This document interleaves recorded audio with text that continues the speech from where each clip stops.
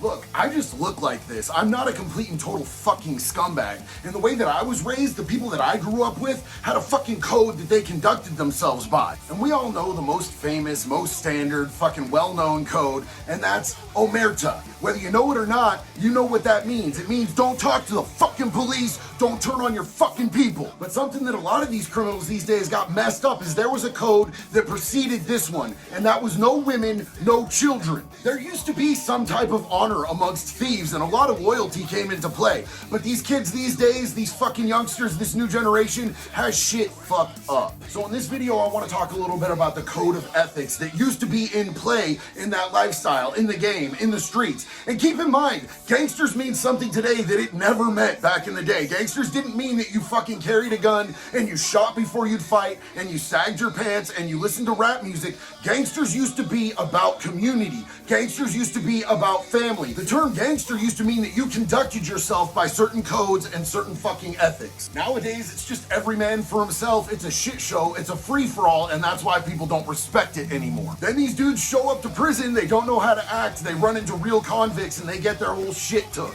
And some of you might be sitting here thinking, okay, boomer, but let me tell you this. People did less time. People didn't get caught as much. People had people on their side that they knew that they could trust back in the day. And that holds more value than coming up on somebody and hitting a fucking lick. Anytime, every time, I promise.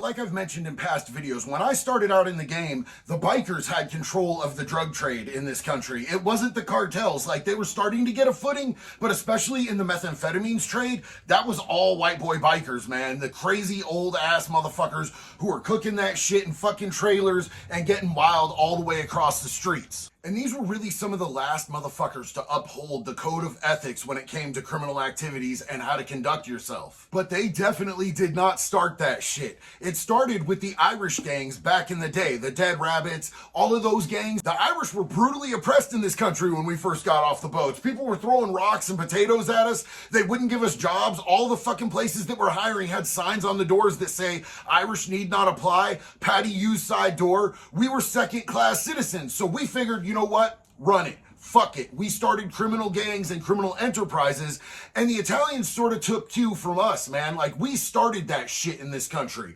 Irish up. The Irish gangs lived by codes, the Italian gangs lived by codes, the Jewish gangs lived by codes, and pretty much all of them had the same things involved. And the first fucking rule was no women, no children. The men did what they had to do, and we left the families the fuck out of that. There is no such thing as snitching on somebody who victimizes a woman or a child. The second you cross that line, you're fucking done. It is no rules, you have no protections, you have no code protecting you at all whatsoever. Your Omerta went right out the window when you stuck your dick somewhere it didn't belong, punk. And look at it this way, man. You can't call foul on somebody who's not playing the game. Like, if you steal somebody's car, some civilian's car, and they call the cops on you for stealing their car, they're not snitching. They're not a rat. They're doing what civilians are supposed to do, man.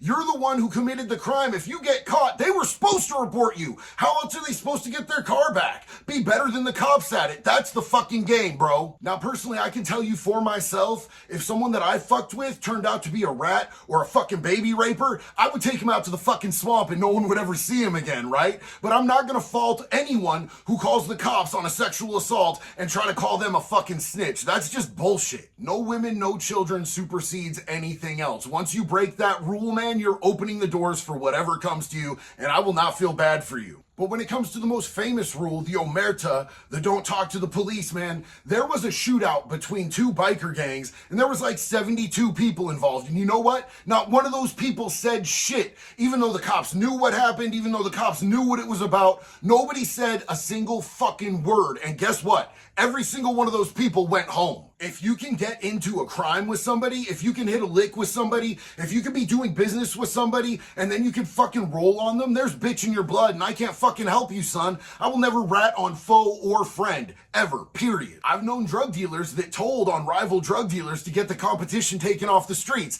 Guess what ended up happening to them? They didn't make it to prison to disappear. They went somewhere else and no one ever heard or saw of them again. Another standard principle of being being a gangster, like in the old school way, was that if your word ain't shit, you ain't shit either, man. You had to be impeccable to your fucking word, because your reputation was the only thing that you had in life. And when you get to prison, you find out exactly how fucking true that is. When you strip away the guns, you strip away the money, you strip away the fucking people that want something from you, and you're sitting there wearing the same prison blues as every other motherfucker there, you realize how important your reputation and your word become. Another rule that was just as important back in the day on the streets as it is in prison to this day is you don't gotta win, but you gotta stand up, man. If it comes time to fight and you back down, you're a punk and you're gonna get it up the ass for the rest of your fucking life, man. No one is going to respect you, and that reputation is all that you have. If you have a reputation for getting took, you're gonna get took every single time. I've seen big ass dudes who had a great reputation who backed down to somebody else and they weren't shit after that, and they'll never be shit again.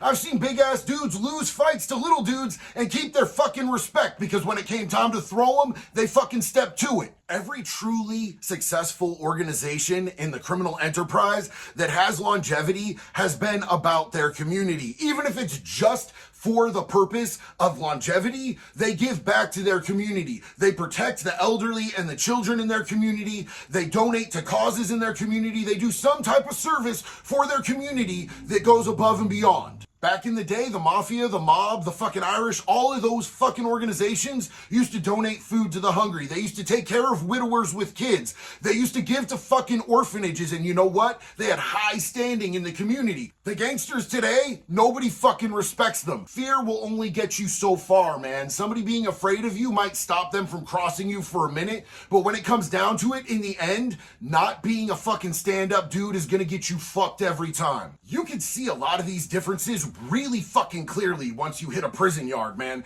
There is a huge difference between inmates and convicts. I will tell you this, no one will ever call me an inmate to my motherfucking face and get away with it. I don't care if it's a CO or if it's another prisoner, I'm gonna set them straight on that. I am not a fucking inmate. I am a goddamn convict. I carry myself to a code. I will fucking act accordingly every single fucking time, and it doesn't really matter what the consequences are. I am going to uphold my own reputation. Inmates are the ones banging on the doors, yelling out the fucking windows, fucking cell banging on everybody, stealing from each other's cells, all that petty ass bitch shit that nobody fucks with. That's those dudes, man. And that's more and more prevalent as time goes on. These younger generations have absolutely no code, and then they get to prison and they run into real motherfuckers and they get fucked up and taken off the yard. All these cats in there doing Tucci, K2, fucking doing Fent in prison. Look, I would never do any drug in prison that made me vulnerable. I didn't even like smoking weed. I am not gonna get caught fucking slipping in a situation because I wanted to get fucked up. I consider that weakness, and it shows your fucking belly. I am never trying to let anybody get at me in a situation like that. Even if you're not clicked up and you're just doing your own fucking time, man, you could get fucked, you could get beat up, you could get stabbed, you could act the wrong way to the wrong motherfucker, and you could lose everything in the flash of an eye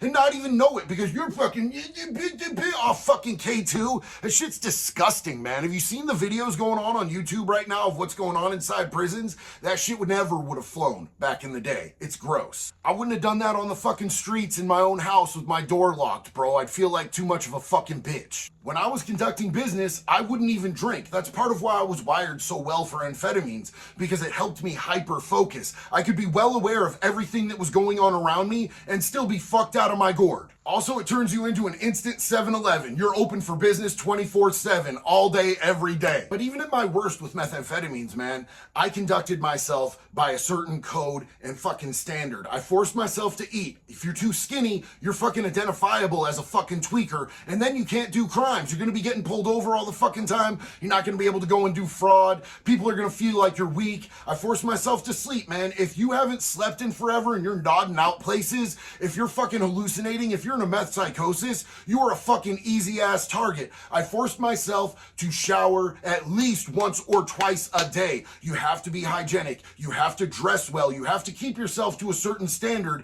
to be able to perpetrate the type of crimes that I wanted to perpetrate. I did enough time being locked up as it was, bro. I wasn't trying to add to that by being foolish and obvious. But one of the biggest and most important codes of conduct to me, personally, is pretty much a fucking dinosaur now. It's pretty much fucking extinct. Y'all have probably heard of it from back in the day. It's called loyalty. You don't fuck over your family. You don't fuck over the people who have your fucking back. You don't fuck over somebody who you're doing business with. Trust me, there's way more money in long-term fucking solid business than there'll ever be in a quick come up off fucking someone that you fuck with. Not only is it gonna burn that bridge, but it's gonna fuck your reputation. Nobody's gonna wanna fuck with you. Nobody's gonna trust you. And when you need somebody, when you are absolutely on your fucking dick, you're gonna be a pariah. No one's gonna wanna fuck with you. I can't tell you how many times I got out of county jail and everything that I had been fucking took by the fucking cops or the feds. And I went to somebody and I said, homie, I'm on my dick. And they were like, yo, don't even worry about it. I fucking got you, bro. What do you need? We'll put it on the scale right now. It's on your wrist. Look, me, personally, this motherfucker right here, I always pay my debts, man.